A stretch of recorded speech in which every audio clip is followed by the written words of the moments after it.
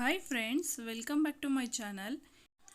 ಈ ವಿಡಿಯೋದಲ್ಲಿ ನಾನು ನಿಮಗೆ 2 ನಿಮಿಷದಲ್ಲಿ ಪಟ್ ಅಂತ ತಯಾರಾಗೋ ಮೊಸರನ್ನ ಹೇಳ್ಕೊಡ್ತೀನಿ. ಅದಕ್ಕೆ ಮೊದಲನೇದಾಗಿ ಕರ್ಬೇವಿನ ಸೊಪ್ಪು, ಒಣಮೆಣಸಿನ್ಕಾಯಿ ಇಲ್ಲ ಹಸಿರು ಮೆಣಸಿನ್ಕಾಯಿ ಯಾವುದಾದ್ರೂ ಆಗುತ್ತೆ, ಕೊತ್ತಂಬರಿ ಸೊಪ್ಪು, ಬೇಳೆ ಆಪ್ಷನಲ್, ಈರುಳ್ಳಿ ಮತ್ತು ಒಗ್ಗರಣೆಗೆ ಸಾಸಿವೆ. ನೆಕ್ಸ್ಟು ಒಂದು ಬಾಣಲಿಗೆ 1 ಸ್ಪೂನ್ ಎಣ್ಣೆ, ಸ್ವಲ್ಪ ಸಾಸಿವೆ, ಕರ್ಬೇವಿನ ಸೊಪ್ಪು, ಮೆಣಸಿನ್ಕಾಯಿ ಎಲ್ಲನೂ ಹಾಕಿ ಚೆನ್ನಾಗಿ ಫ್ರೈ ಮಾಡ್ಕೊಳ್ಳಿ.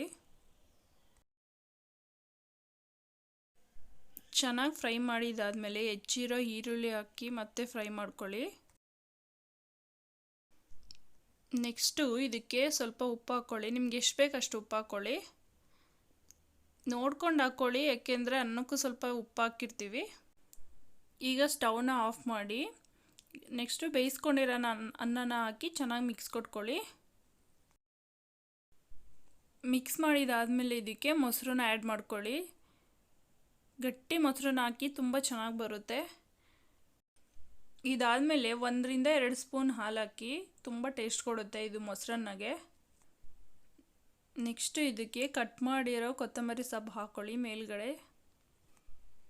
ಹಾಕಿ ಆದಮೇಲೆ ಚೆನ್ನಾಗಿ ಕಲಿಸ್ಕೊಳ್ಳಿ.